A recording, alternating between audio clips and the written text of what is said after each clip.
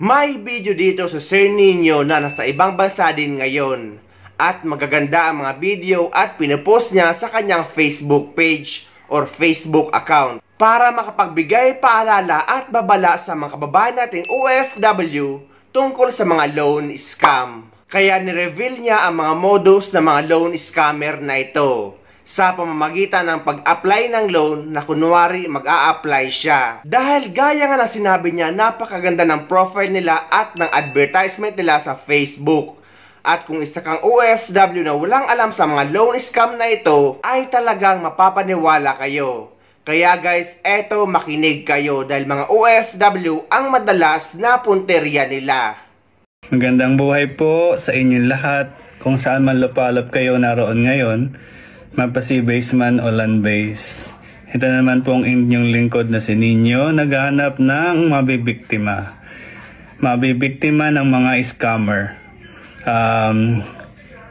Naghahanap ako ng mga scammer sa Facebook. Mga dumadaan sa mga timeline nyo na nagbibigay ng magandang pautang. So ngayon, nakahanap na naman ako na isa. Papangalanan natin siya. Ang loan company ay Kababayan Loan Solutions na may opisina sa Sky Rise Alpha Summer Loop, Cebu, Philippines. Yung profile niya sa Facebook with 0 ratings. So, nandun lahat ang info. Ang ganda. Talagang napaka-encouraging yung design. Ang galing ng gumawa. So, sa Messenger, nakipag-usap ako, nakipag-communicate ako sa kanila. Ang ganda ng simula. Start, very welcoming. Good, very welcoming. Tapos sinabi niya na itong company nila. Tapos sinabi niya sa akin yung mga requirements. So nakalagay sa requirements na kailangan kong fill up ang ID, age, income ko monthly, at saka bank information. Ang tanong sa akin, do you have all these requirements? Sabi ko, yes. Sabi ko, sumagot iligad siya. Pinadala niya sa akin yung tabulation niya ng mga loan amount, anong buwan, magkano, ganyan-ganyan, kung meron dong 6 months, 1 year, 2 years, 3 years, 4 years. Tabulations ng mga pautang nila kung magkano amount nandoon din. So ang istorya, they asked me to fill up info. So before filling that up, I asked her a simple thing.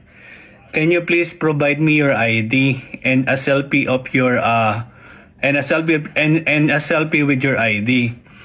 Ang saiba naman sa akin, sir, ikaw nag-a-apply ng loan, bakit akong hihingan mo ng ID? Sabi ko, alam mo, bilang respeto sa mga client, dapat bago nyo hingan ng information, magpakilala muna kayo kung sino kayo, kung anong connection nyo sa kumpanya. Ngayon, kung wala kang mai-provide na simple ID o hinihingi ng client, magdududa sa'yo, sabing ganon. O sinabihan niya ako, sir, pwede nyo kaming iwanan kung wala kayong tiwala sa company namin. So kung ano-ano mga blah blah blah pinagsasabi niya. So hinahayaan ko lang siya. To cut the story short, bumalik na naman ako sa dati. Sinabi naman sa kanya, can you provide me with your ID and selfie with your ID, then I will fill this up. Sabi niya, sir, kayo ang nag-a-apply ng ID, kayo nag-a-apply ng loan, bakit ako kailangan hinihingan niyo ng ID? Para walang pagdududa, ibigay ko information ko. Vice versa, palitan tayo. Hinihingi mo info ko, bigay mong info mo, magpakilala ka. Hindi yun basta-basta lang sasabihin mong pila pa ng requirements. Unfair sa mga client yun. So, kung hindi mo maibigay yung hinihingi ko, i-transfer mo ako sa loan officer. Sabi niya, hindi ho, may process, may procedure. Kailangan pilapan niyo muna yun bago kayo mailipat sa loan officer. So then, ibigay mo sa akin yung ID mo. So, nagre-refuse talaga siyang ibigay yung ID niya. So, ito po pakatatandaan nyo. Pag yung unang kausap nyo, nag-refuse na magbigay ng ID, o magbigay ng screenshot ng ID na hawak niya, magduda na kayo, hindi yan totoong lending company. So, sabi niya, sinabi ko sa kanya na kung hindi mo kayang i-provide yung bagay na yan, i-transfer mo ko sa loan officer. So, nakipagtalo pa siya. Hindi daw talaga kasi ganyan-ganyan. So, inulit ko yung hinihingi ko pa ulit-ulit. Bumabalik na kami sa dati, dinidepensahan niya yung company niya. Kung wala akong tiwala, pwede ko na silang iwanan. Sabi niya, no, just follow the step. Sabi niya, ililipat kita sa loan officer pagka nagawa mo na yan. So pinakita niya sa akin yung SEC permit, DTI permit, company logo. Ang sabi ko sa kanya, alam mo, may kilala din akong ganyan eh.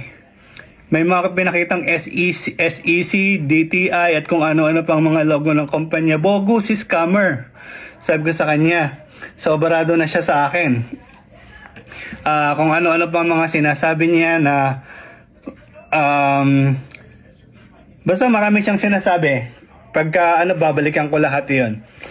So umaba ang discussion namin. Sinabihan ko sa kanya na makonsensya naman kayo sa mga nabibiktima nyo.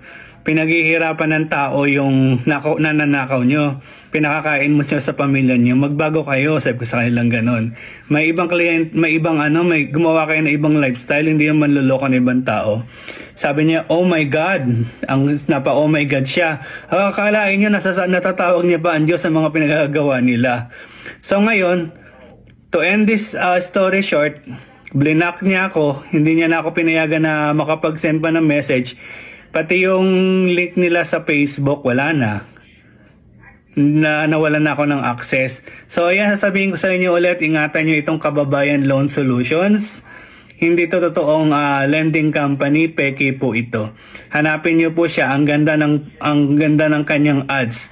Kababayan Loan Solutions, isa rin po siyang scammer. Ingat po kayo. Yung pinaghihirapan nyo pong pera, huwag nyong basta-basta ipagkakatiwala. So, muli, magbabalik po ako at maghahanapan ng mabibiktima. Magandang buhay ulit. Salamat. Kaya guys, paulit-ulit natin sinasabi at pinapaalala na mag-ingat kayo sa mga loan scam. Dahil ang loan na nanghihingi ng bayad ay 100% ay scam yan. Dahil kayo nga ang nangungutang, kayo dapat ang binibigyan ng pera at hindi kayo ang nagbibigay. Sa mga hindi pa nakakapanood ng iba pang mga video tungkol sa loan scam at mga nabiktima nito, eto guys, panoorin nyo. Isang OFW gustong i-cancel ang kanyang loan application sa loan company na nakita niya lang sa social media. Dahil may pakiramdam siya na baka scam ito dahil sa mga naririnig niya kapag dinadala sa Telegram o kaya naman sa mga group chat. Ngunit nung nagsabi daw siya na i-cancel na niya yung loan at hindi na niya itutuloy, ay bigla daw siyang binantaan at ipapapulis daw siya at ipapaharang sa immigration. Dahil na-process na nga daw ang kanyang loan. Guys, huwag kayong matakot or maniwala kahit natakot pa kayo or binabantaan. Dahil kung meron man dapat makulong dito ay sila yon dahil estilo yan ng mga scammer. Ngunit ang masakit dito ay natakot daw ang OFW at nagsend na lang ng pera na hinihingi nila para daw ituloy na lang ang loan. Pero after ni Kabayan mag-send ng pera ay binlock na siya. At ang tanong niya ngayon ay ano daw ba ang gagawin niya para mabawi ang pera niya? Ang sagot dyan ay wala. Wala na kayong magagawa at hindi nyo na mababawi ang pera na sinend nyo kahit magreklamo pa kayo sa kinauukulan. Dahil lagi nga natin pinapaalala na kapag ang loan ay nanghihingi ng pera ay 100% ay scam yan. Lalo na kapag dinadala kayo sa Telegram o kaya naman sa group chat dahil lahat yan ay magkakasabwat. At wag na wag kayong matatakot na ipapapulis kayo or ipapahold kayo sa immigration kapag hindi nyo tinuloy ang loan nyo. Walang katotohanan yan. Dahil parte yan ng kanilang modus. At ayun nga, natangayan or nakuhanan si Kabayan ng 25,000 pesos. Minsan nga, kulang na lang sabihan natin ang mga kabayan natin na tanga. Ay, tanga mo! Pero wala din naman tayong magagawa dahil biktima lang din sila. Kaya walang sawa tayo nagpapaalala sa mga kababayan natin para maiwasan na mabiktima ng mga ganitong scam or online loan scam. At para malaman nyo ang mga modus nila, panoorin nyo ito. Para sa mga kababayan kong OFW, hindi tayo magsasawa sa pagbibigay ng paalala tungkol dito. Dahil hanggang sa kasalukuyan ay marami pa rin nabibiktima ng online loan. Maraming nagbabahagi nito sa comment section sa ating YouTube channel. At para malaman nyo ang kanilang modus, eto guys, may paalala ang mga kababayan natin. Dahil maraming nabibiktima dito, lalong-lalo na ang mga OFW na punteriya nila. At dahil nga may Facebook page advertisement pa ang mga loan scam na ito, kaya maraming napapaniwala. Itong video na ito ay tungkol sa mga Facebook ads online pautang. Makikita nyo po ito sa timeline nyo na nagbibigay ng murang interest. Ang target nito mga kapwa natin na OFW, mga manggagawang Pilipino. So dahil sa maganda nilang Facebook ads, ang mga kababayan natin naiingganyong mangutang, lalo na yung mga may matinding pangangailangan. Pampagawa ng bahay nila, pang maintenance ng magulang nila, at kung ano-ano pang purpose para lang maitawid yung buhay nila. So itong lending company na ito, sabihin ko na sa inyo, lahat ng lending company diyan sa Facebook na nakikita sa timeline nyo, lahat yan is scammer. Ilan lang diyan ang totoo, kaya mag-ingat kayo. So ganito ang sistema nila. Meron silang 3 officer sa lending company. May front desk, may loan officer, may financial officer. So, yung sa front desk, entertainin ka kung saang lugar ka, ipapapill up sa'yo yung ano nila, form nila, may hiningi sila datos, lahat sa'yo datos. Pangalan mo, edad mo, kasarian mo, employment mo, magkano income mo, tapos isang valid ID lang, government valid ID. So, pagka na-provide mo ng lahat yon, ibibigay ka naman niya sa loan officer. So, yung loan officer na yon,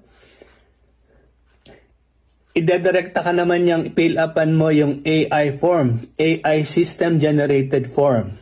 So, pagka fill up mo nun, lahat ng ginawa mo sa front desk at sa loan officer, ibibigay nila naman niya sa financial officer. So, yung financial officer, i-approve ngayon yung loan mo. Pagka-approve ng loan mo, ano kayo sa WhatsApp at saka sa Telegram. May Telegram app silang pina-upload sa'yo eh. So, ganyan na mangyayari. Magaling tong mga lending company na ito. May mga kasabot sila, mga actors at actresses. May 4 na aplikante daw kuno, plus yung totoong applicant. So itong na applicant, magagaling na aktor at saka artista, mga artista. So kunwari natakot sila, sasabihin nila, ay may hinihingi palang paunang bayad. Sabing ganon, hindi namin kaya kasi malaki ang loan namin, ang laki-laki ng hinihingi niyong bayad. So yung hinihingi nilang bayad, dahil AI system sila, kailangan mong i-charge yung AI system nila para makuha mo yung kabuuan ng loan mo. So, ito ang computation. Kung halimbawa may 600 loan ka, 0.5% times loan amount, 600,000, divide by 4.0. So, ang kabuuan mong ibibigay nun, pagka kinompute mo yon 72,000. Yung 72,000, para makuha mo yung loan mo, kailangan mong i-charge yung AI system nila. So, magiging laman ng AI system nila is 672,000. Sabi nila, pag nagbayad ka nun, marerefund mo naman yung 672,000 daw. So, maraming nagtiwala dahil magagaling na artista nga itong 4 na kasabwat ng lending company na ito. So, yung totoong aplikante, nagdadalawang isip kung totoo nga ba o hindi. Dahil mga pangpamas ang arte nila, itong totoong applicant, napasama, nadamay magbigay. So, nagbigay ng 70,000. So, pagbigay ng 70,000, na ipadala na yung pera doon sa lending company. Pagka-withdraw mo ng pera para malipat sa receiving account mo, biglang maglalak ang system nila. Pagkalak ng system nila, sasabihan ka pa, oh my God, napaka-careless mo, hindi mo man lang chinek yung system bago mo i-withdraw. Napakalaking problema nito. Ayun ba, isang artista, yung sinasabing loan officer, napakagaling din artista niyan.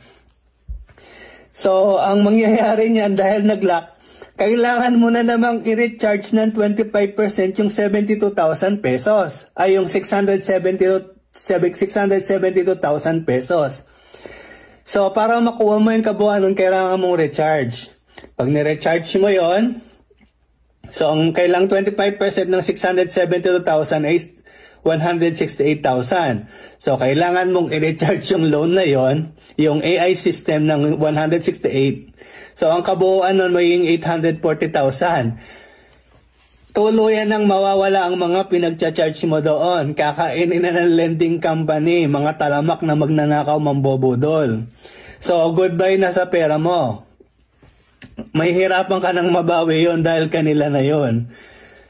Ang ganda nilang magsalita kasi pinapakita nila yung permit nila, SEC permit nila, kung saang lugar sila. Lahat talagang maniniwala ka sa style nila. Ngayon, dahil sa tumataas ng crime rate na ito, na nakaka-alarma na kasi dumarami na. Mayroon ng Facebook page ang may samahan na ito ng mga na-scam. Kumbaga dumarami na sila, naghahanap sila kung sino makakatulong sa inyo. Sa ating mga nasa gobyerno, sana marinig nito. Again, maraming salamat. Sana mapagtuunan ng pansin tong lumalala talamak na online lending system sa Facebook na nakabase sa Pilipinas. Ang tinatarget ay ang mga OFW. Napilitan po akong gumawa ng video ngayon. Actually, matagal ko na sanang dapat ginawa to eh. Kaso lang, marami kasi ngayon under sa community namin, under sa grupo namin, na marami po siyang nai-scam. Uso ngayon to sa scam. So, awareness po ito ngayon sa mga business partners ko na OFW. Okay? So, ginawa ko po itong video na to para po sa inyo. And kung may kaibigan kang OFW, pwede mo rin i-share sa kanya para awareness na rin, para maiwasan po silang ma-scam. Kasi usong-uso po ito ngayon nangyayari sa online. Okay? Ito ho, based po to sa mga experiences ng mga OFW business partners ko na nagre-report sa akin, nagsusumbong na na-scam sila ng ganito, ganyan, ganyan. Okay, so ano ba yan? Ano ba yan, sir? Ano ba yan yung uso na yun ng mga scammer or nang i-scam? Okay, pag-usapan natin yung unang-una, yung nakikita nyo po na online loan. Okay, ganito yan. Ganito po yan, ano? Sa online loan ho, grabe, ang dami po dito nadali na OFW. Okay, example na lang, isa kong OFW business partners. Nag-loan siya ng 120,000. Maglo-loan ng 120,000 kasi nga walang pera eh. Tama ba? So since wala kang pera, ikaw maglo-loan, syempre ikaw yung nangangailangan ng pera. Tama ba? So since gustong-gusto niya magkaroon ng 120,000 para maka-loan, ang diskarte po ng mga ano dyan, ng mga nakakausap na ng mga scammers sa, kunwari maglo-loan ka sa kanila, kailangan mo muna para may processing fee kang babayaran. Siya po nagbayad almost mga 30,000 yung binayad niya eh. Nagbayad siya ng 30,000 para daw makuha niya yung loan niya na 120,000. Kalukuhan po yan. Okay? Ganito po yan. Kung ikaw po ay mag-loan, okay? Example, mag-loan ka sa isang bangko, mag-loan ka sa isang legit na mga nagpapautang talaga. Okay? Example, nag-loan ka ng 100,000. Kung ano man yung mga hidden agenda nila doon ng mga charges. Okay? Tandaan mo to ha. Doon na nila yan ibabawas sa niloan mo na 100,000. Wala ka dapat ilalabas na pera. Kapag ang isang nagpapaloan, no, nagpalabas ng pera sa'yo at naglabas ka ng pera, automatic yan. Takbuhan mo na. Scammer yan. Yan po ang uso-usong mga nai-scam ngayon. Tandaan mo ha, kapag ikaw ay nag-loan at nanghingi sa'yo ng pera na may babayaran ka, puno, nako, mag-ingat ka na po doon. Scammer po yan. Okay? Tandaan mo yan. Pag nag-loan ka man, saan ka maglo-loan, wala kang ilalabas na pera dapat. Kasi kung may charges man sila, ibabawas na nila doon sa pera na ilo-loan mo. Alright. Number 2, na maraming na-scam na din. Ito yung ano, ito yung kunwari, may mga gumagamit na mga professional sila, kuno, na mga doctors, attorneys, nurses, mga Navy, US Navy, ganon. Basta mga professional sila, gumagamit sila ng ganong mga diskarte nila. Actually, mga dummy account yun. Ginagawa nila, nagipagkaibigan muna sila sa OFW. Nagipagkaibigan sila, kinukuha nila yung loob, Ganun. Daming diskarte. Kasi gwapo sila, pogi, ganun. Siyempre, pag OFW, siyempre, halos wala namang nakakausap yung isang OFW. Kaya kinakausap. Hanggang sa, yun, may ginagamit pa sila dyan. Kunwari, mag-video call pa yan sila. Na akala mo totoo sila yun, na gumagalaw-galaw pa. Alam mo ba dun sa Messenger, mayroong green technology dyan, na kunwari, gumagalaw-galaw lang sila. Pero ang totoo niyan, picture lang yan ng mga ginamit nila na mga dummy account na kunwari gumagalaw-galaw para mapatunayan mo na ka-video call mo yung tao. Pero hindi totoo po yun. Okay, anong discarding nila dyan? May ipapadala sila kunwari na package kasi kinaibigan ka, iba ginujowa, ganon. So, may ipapadala silang package. Tapos, bago mo makuha yung package na kapangalan sa'yo, magpapadala ka ng pera. Naku, pag ganun ho, at pag gumihingi na, no? Tandaan mo, kapag gumihingi na maipapadala kang pera, yari ka na po dyan. Scam yan. Okay? Kapag nagtulong po ang isang tao, hindi na po yan nangihingi na kahit any amount. Gusto kanyang tulungan, hindi magpadala siya. I-receive mo, yan yung totoo. Pero the moment na maghingi na sa'yo ng pera na may babayaran ka daw doon sa logistic, may babayaran ka na po, scam po yan. Maniwala ka sa akin. May isang kababayan naman tayo dito na nagbahagi ng kanyang karanasan na biktima mismo ng online loan scam. Para maging aware ang mga tao, lalong-lalo na ang mga OFW na madalas na nagiging biktima nito. Po, humingi pa ako ng tulong para mabawi po yung pera ko. At mababalaan na rin po yung iba nating OFW na kababayan ko dito sa ibang bansa. Uso po ngayon kasi yung yung online loan. Ngayon po, pa ako sa loan na Migrants Express. Nag-fill up po ako. Nagtingin din pa ako sa kung tunay po itong kanilang kumpanya po. Nandito naman po yung SIC number, tapos company name is Migrants Express Linden Corporation po. Ngayon po, nakapag-apply na po ako, tapos sabi nila mag-deposit daw ako ng 8,000 at yun po ay mag-a-add naman po yun sa mawi-withdraw ko. So sa madaling salita po, nagpadala pa ako ng pera through GCash po, 8,000 po. Ngayon po, yung 8,000 po yun, tapos saka ko po mawi-withdraw yun, may OTP po. Tapos ngayon po, binigyan nila sa akin yung OTP, yung pag-withdraw ko po, mali po yung hindi ko alam bakit nagkaroon ako ng isang mali doon sa GCash number ko. Pero sa totoo lang, tama naman po yon. Ang sabi po sa akin, mag-withdraw ulit, mag-deposit po ulit ako ng another 15,000 para po yun sa pag-unfreeze daw po ng account ko. Dahil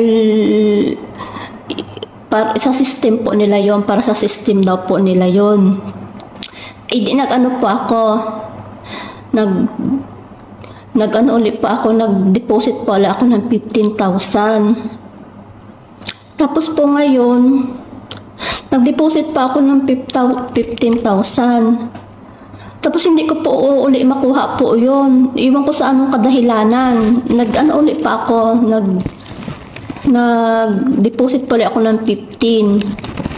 Tapos ngayon po, sabi sa akin, mag-deposit po ulit ako ng 20,000. Nag-deposit pa ako ng 20,000. Tapos para po sa OTP yon, para sa system daw po nila yon, pero a-add din po yun nila sa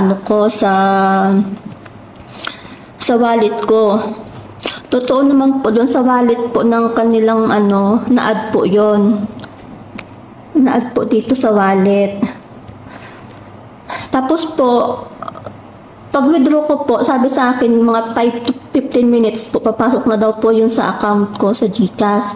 Tapos mga ilang minuto na po, walang pumasok. Tapos pagtingin ko ulit po sa wallet ko, sabi sa akin nung tingnan ko daw po sa wallet.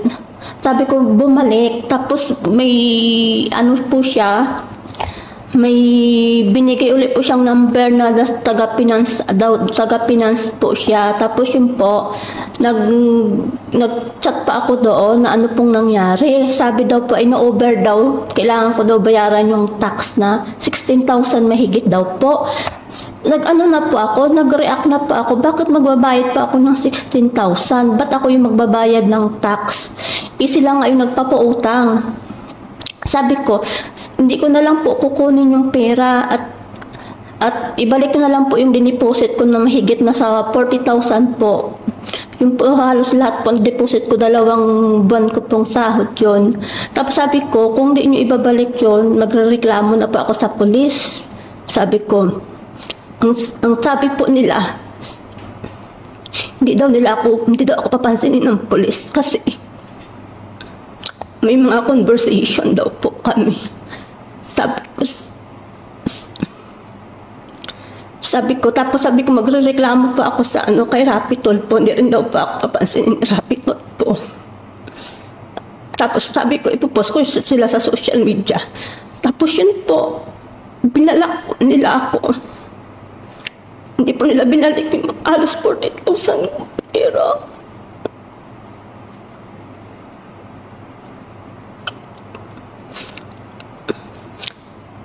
At least kahit hindi ko po makuha yung pera, at least nabalaan po yung mga kababayan na baka may mabiktima pa po sila. Naghihirap kami dito sa ibang bansa, tapos sila ay kukunin lang nila basta-basta. Yun lang po, sana po mabigyan ninyo ng action. Isisend ko po yung mga pangalan kung kanino ko sinend yung mga pangalan kung kanino ko sinend yung pera. Yung mga nila, yung mga kasabwat nila. Yun lang po. Maraming salamat po.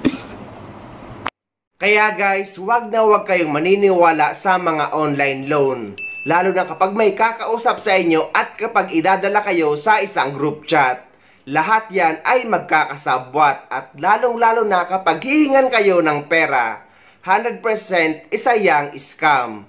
Kung gusto nyo talaga ng legit na online loan, meron akong video na ilalagay sa description ng video na ito para hindi na kayo maloko.